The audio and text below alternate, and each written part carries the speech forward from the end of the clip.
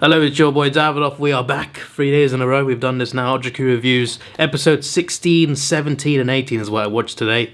And all three were pretty interesting in their own way. So yeah, this is pretty fun. I should keep doing this as much as possible. But not tomorrow, because tomorrow will be Monday. So on Monday, obviously, Movie Monday. And Tuesday, Ultraman Max. So hopefully I'm back on Wednesday. If I'm not, then at some point anyway, I aim to finish this very soon, and we're only 10 episodes away now, so we're getting there. We're slowly but surely, we are getting there. So yeah, episode 16 is the return of Gameron. Gameron? Yeah, Garamon, sorry. Garamon. Obviously the kaiju before Pigmon. In a previous episode, like 3 episodes ago, they defeated Garamon by securing its electronic brain. In this one, this same brain, it breaks out of prison. No one takes it, it just starts floating and breaks out of prison by itself.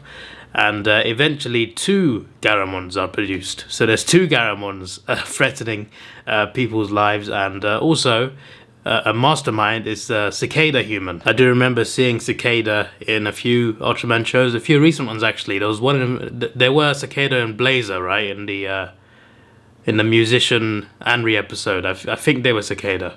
Or was it someone else? I can't remember. But Cicada, I've seen Cicada in other shows. So it was cool to see, like, this is their origin. This is like the first Cicada that appeared in Ultraman media. So I thought that was pretty interesting. And it's a cool introduction to that species, I guess. So yeah, that was good. I don't know much else to say about this episode. But it was good. I enjoyed it. Episode 17... so this one, there's no monsters involved. So this is about overpopulation in 1966, which is a long time ago. Even back then, there's storylines about overpopulation. So because of how crowded it is, especially in cities in Japan, the government has a plan to shrink people. So Yuriko, one of the 3 reporters who's in most of the episodes, she accidentally ends up getting shrunk. She went to find out about this project. It's called the 1/8 Project or whatever. It's the episode is literally called. Oh, it's just called the 1/8 Project. Yeah, you get shrunk to 1/8 of the size. So this is a government solution for overpopulation, is to shrink everyone to 1/8 of the size, and that way everyone has more space and it's easier to live, which is interesting. What I thought was a bit weird was the start of the episode. It started with Yuriko in a train station, getting squashed by a large crowd, and I'm just wondering, like, why did it just cut off? She was getting crushed by people, then it just cut off. So I thought something was off, but I was still like into the storyline. I'm just like, okay, the government shrinking people for overpopulation. That's interesting. So when she gets shrunk, she's met by immigration officers, and they're normal sized humans, and she's really small, and she doesn't realize she's small until she looks up. She's just like she sees normal sized people. They're like kaiju to her, and they're saying, like, you don't have the right documents to be here, be in this facility. You don't have your passport, so you're going to be detained in a prison. So I'm just like, right, that escalated a bit, all because, like, she wasn't even trying to get shrunk. Like, it was an accident. Like, she wasn't meant to be part of this project. But it turns out there was a lot more shrunken people, and even a shrunken city. So small buildings, small wires. Eventually, Jun and Ippei, the other 2 reporters, obviously, they find out about her. So they go and try and find her. So they look like kaiju because they're walking through a city, but it's a tiny people city, and they're normal sized humans. So it just looks kind of funny to look at. And they probably use sets like this as well to, like, film actual monster scenes. So I think that made it funnier as well. There was one scene where I think it was Jun. He was reaching in with his hand into a building window because he saw Yuriko in there. He just like, take my hand, and she didn't want to take it. And I was wondering, like, this is intriguing because the episode starts with her getting knocked out basically, and then there's a scene that says "take my hand," and I'm like, this can't be a dream, surely. This can't be a dream. But I didn't actually think it was a dream. I didn't think it was a dream. I just thought it was a bit weird, that scene. But Yuriko, for some reason, did not want to be. She did not want to turn back to a normal size. She was happy to be small, and then she ends up getting squashed again in a train station while running away from Jun and Ippei because she doesn't want to go back to normal. And then, after all of that, right, the opening scene, she gets trampled on. The ending, she gets trampled on. And after all that, she wakes up in a hospital because the very first scene when she got trampled on, yeah, she got knocked out and went to hospital. So this entire time, she was dreaming in a coma or whatever. She was dreaming this entire time about small people. So that was a interesting episode because I'm thinking, okay, so was she dreaming, or maybe she wasn't, and no one believes her. I don't know. How would that wouldn't make any sense? Maybe she woke up in the dream world. Nah, I'm confused. I'm making things confusing.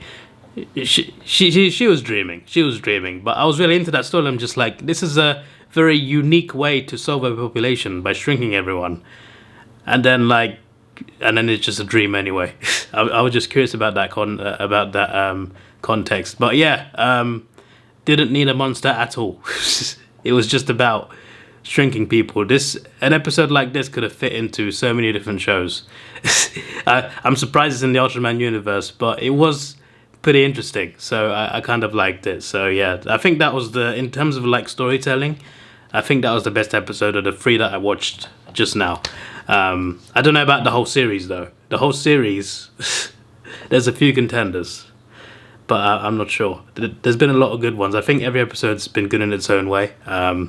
But yeah, out of the 3 I watched today, I think 17 was the best from 16, 17, and 18. Episode 18 was Pagos and the golden rainbow and the golden egg, the rainbow egg. Yes, the rainbow egg that grants wishes. There was an old grandma who couldn't walk, and it turned out the rainbow egg made her walk, I guess. I mean, it was a child that went to get the egg. This is like right at the end of the episode. She went to get the egg, and her grandmother just started walking. She saw her. She just got up like it was nothing. So I guess it is a magical rainbow egg. What I was trying to figure out though was the connection between Pagos, the scary kaiju, and the rainbow egg. Like, was there a connection there? Because Pagos was clearly a monster on a rampage, but this golden rainbow and rainbow egg seemed to be a good thing. It's just that granted wishes. I just thought that was quite intriguing. But yeah, apart from that, I haven't got much else to say. Pagos is a cool monster. I'm pretty sure Pagos has also been in recent shows. I think he was in, I can't remember which one. It wasn't Blazer, but there was a recent show that Pagos was in, but I just can't remember which show it was. But it was cool seeing the kaiju again as well. So yeah, these are good episodes. I'm watching them all in color, by the way, if you didn't know. I don't know I think they were originally black and white. Or maybe not, I don't know. Maybe they're all in color. No, I think they were black and white back then.